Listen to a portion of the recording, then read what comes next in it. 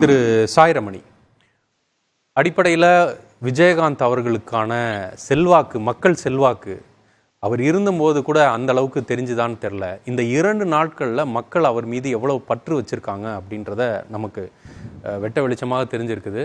இன்னும் பலரும் அவரை அவர் அந்த இறுதியாக அவரை பார்க்க முடியலன்ற ஒரு குமுறல், ஒரு வருத்தம் எல்லாருக்கும் இருக்கிறதுக்கான வாய்ப்பு இருக்குது. இன்னும் வருகின்ற காலங்களில் இன்னும் அவருடைய தலைமை அலுவலகத்தில் அந்த சமாதி அமையவிருக்கின்ற இடங்களில் மக்கள் அவங்க கூடுவதற்கான வாய்ப்புகள்லாம் இருக்குது. விஜயகாந்த் அவர்கள் இன்னும் ஒரு மிகப்பெரிய மனிதனாக உருவாவதற்கான பல பண்புகளை நாம் தொடர்ச்சியாக பேசிக்கிட்டே இருக்கிறோம். அவர் திரைத்துறையில் இருந்ததா, இல்லை அரசியலுக்கு வந்ததா, இல்லை அவர் மக்களுக்கு நன்மை செய்ததா, எது அவரை மக்களிடம் கொண்டு சேர்த்திருக்கு? முதல்ல இந்த கேப்டன் அவர்களுடைய மறைவுக்கு தமிழ்நாடு அரசு ரொம்ப சிறப்பான முறையில் செஞ்சாங்க. அவங்களுக்கு இந்த நேரத்தில் நன்றி சொல்லிக்கிறேன். ரொம்ப சிறப்பாக செஞ்சாங்க.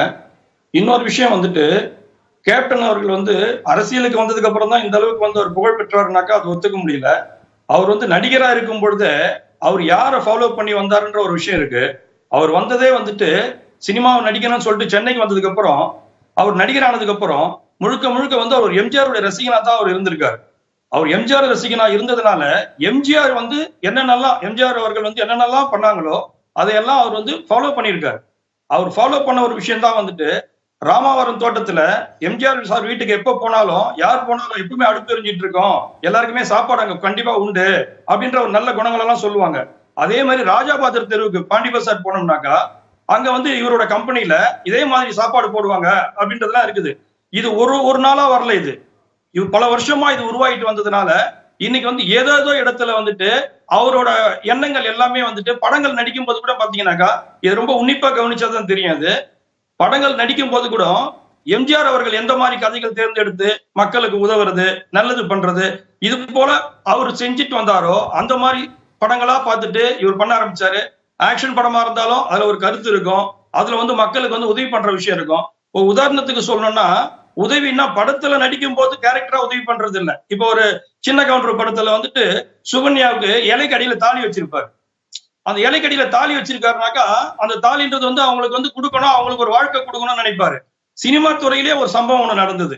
என்னன்னா, இவர் நடிச்ச ஒரு படம் மிகப்பெரிய வெற்றி படம் ஆகி போச்சு. ஆனா அந்த படத்துடைய கதை இன்னொருத்தருடைய கதையா இருந்தது, ஒரு உதவி இயக்குனருடைய கதையா இருந்தது. அது அவரு தெரிஞ்சிடுச்சு. அதுக்கப்புறம் கூப்பிட்டு என்ன பண்ணுவாங்கன்னாக்கா, பொதுவா அந்த உதவி இயக்குனரை கூப்பிட்டு அவருக்கு ஏதாவது பணம் கொடுத்து செட்டில் பண்ணலாம்லாம் சொல்லுவாங்க.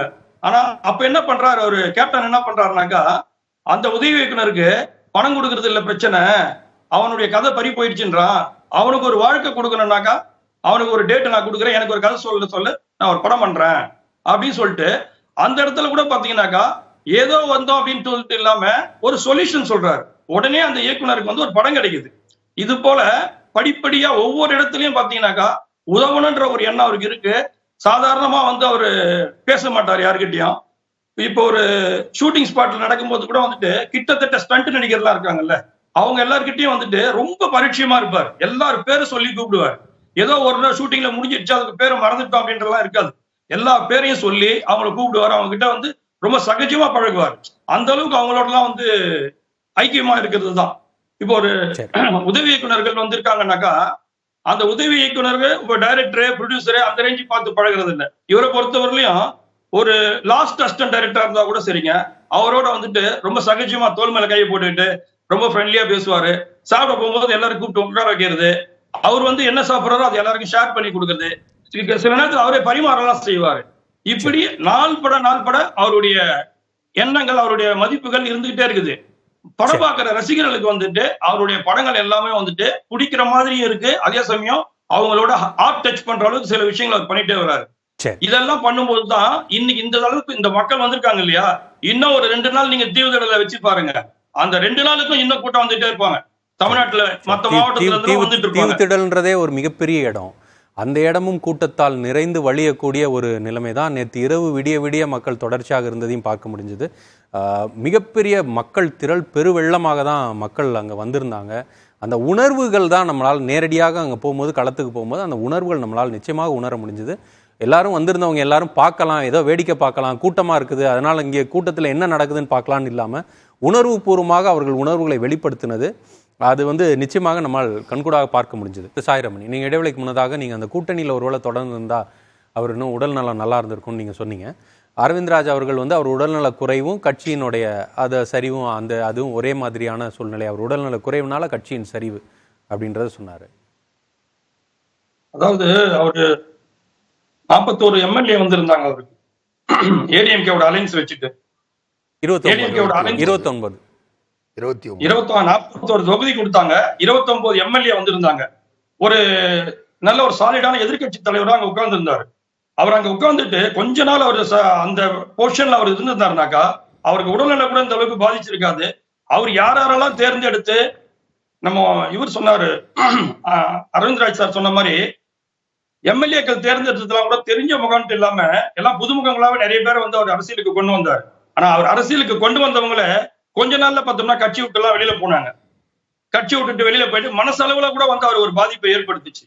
அந்த பாதிப்பெல்லாம் ஏற்படுத்தாம அந்த 29 எம்எல்ஏக்களும் ஆரோக்கியமா அவருக்கு சப்போர்ட் பண்ணியிருந்தாங்கனாக்கா அவர் உடல்நிலை கூட இந்த அளவுக்கு பாதிச்சிருக்காரு. அதனாலதான் சொல்றேன், அவர் ஏடிஎம்கேலே கொஞ்ச நாள் இருந்திருந்தாருனாக்கா அடுத்தடுத்து அவர் என்ன நோக்கத்துல வந்தாரோ அந்த நோக்கத்தை அவர் அடைஞ்சிருப்பார். அந்த நோக்கம் அடையாம போனதுக்கு காரணம் கூட இருந்தவங்களும் செய்த சதிகளும் சில மன கஷ்டங்களை ஏற்படுத்தி இருக்கோம் அப்படின்றது என்னுடைய கருத்து. சரி, அது அதிகாரத்திற்கு போகும்பொழுது எப்பொழுதுமே வந்து அங்கே வந்து சர்க்கிள்கள் இருக்கும், முதுகு பின்னால் குத்துறவங்க இருப்பாங்க, எதிர்த்து பேசுகிறவங்க இருப்பாங்க, கூடயே இருந்தவங்க நம்மளுக்கு எதிரியாக மாறுறது இருப்பாங்க. அது வந்து அரசியலில் இருக்கும் பொழுது அதெல்லாம் ஒருவேளை சகஜம். விஜயகாந்த் ஒரு இயல்பான மனிதராக இருந்தனால் இதெல்லாம் அவர் பெரிய அளவுக்கு எதிர்பார்க்கவில்லையோ? அவர் ஒரு கைத்தேர்ந்த அரசியல்வாதியாக ஒரு ஹார்ட்கோர் பாலிட்டிஷியனாக இருந்திருந்தா ஒருவேளை இதையெல்லாம் எதிர்பார்த்து இருந்துப்பாரோ? அதுதான் சார் உண்மை. நீங்க சொன்னீங்கல்ல, அரசியல்வாதிக்குன்னு ஒரு தனி குவாலிட்டி இருக்கு சார். அரசியல்வாதிக்குன்னு ஒரு தனி குவாலிட்டி இருக்கு. அந்த குவாலிட்டி வந்து இவர்கிட்ட இல்ல. ஏன்னா இவர் வந்து யதார்த்தமான ஒரு மனுஷனா இருந்தார். அவருடைய யதார்த்தமா இருந்தது எல்லாருமே நம்பினார். ஆனா அரசியல் அப்படி இருக்கிறவங்க வந்துட்டு அப்படி இருக்க மாட்டாங்க. அவர் வந்து ஒவ்வொருத்தரையும் நம்பினாரு. இப்ப சாதாரணமா ஒரு கோவப்படுறாருன்னா கூட மீடியா முன்னாடியே கோவப்படுவாரு. அவர் கோவப்படுறாருனாக்கா அந்த கோவத்துல ஒரு நியாயம் இருக்கும். அவர் கோவப்படுறாருன்னு சொல்லுவாங்க. ஆனா அவர் ஏன் கோவப்படுறாருன்னு போது அந்த கோவத்துக்கு பின்னாடி ஒரு நியாயம் இருக்கும். அந்த மாதிரி அரசியல சமாளிச்சுட்டு இப்ப எனக்கு கூட என்ன தோணுச்சுனாக்கா, ஒருவேளை இவர் இந்த அரசியலுக்கே வராம இருந்திருந்தாருனாக்கா இன்னும் கொஞ்ச நாள் வாழ்ந்திருப்பாரோ, இவரும் வந்து கொஞ்சம் ஆரோக்கியமா உடம்பை பார்த்துக்கிட்டு இருப்பாரோ. இவர் வந்து இந்த அரசியல் வந்ததுக்கு அப்புறம் இந்த மக்களுக்கு ஏதாவது பண்ணணும்ன்ற ஒரு எண்ணம் இருக்கு. அதுக்காக உழைக்க வேண்டியது அதிகமா இருக்கு. அப்போ உழைக்கும் போது ஓய்வு எடுக்க வேண்டிய நேரத்துல கூட டாக்டர் அட்வைஸ் கூட அவர் கேட்கறது இல்ல. அப்போ ஓடி ஓடி உழைக்க வேண்டியது இருக்குது. சினிமானாக்கா ஷூட்டிங் நினைச்சாருனாக்கா 2 நாள் பிரேக் எடுத்துக்கலாம். அப்ப அந்த ஷூட்டிங் வந்துட்டு கொஞ்சம் ஒரு 10 நாள் ரெஸ்ட் எடுத்துட்டு ட்ரீட்மெண்ட் கூட பண்ணலாம். ஆனா அரசியல் வந்ததுக்கு அப்புறம் பார்த்தோம்னாக்கா முழுக்க முழுக்க வந்துட்டு ஏதோ ஒரு கமிட்மெண்ட்ல எங்கேயோ வரேன்னு சொல்லிட்டு இருப்பாரு. அங்க போக வேண்டியது இருக்கும். ஓய்வு எடுக்காம ஓடுனதுனாலையும் மன உளைச்சல் அதிகமானதுனாலையும் தான் வந்து அது கூட ஒரு அழுத்தத்தை கொடுத்திருக்குமோ அப்படின்ற ஒரு கேள்வி வைக்கிறேன்.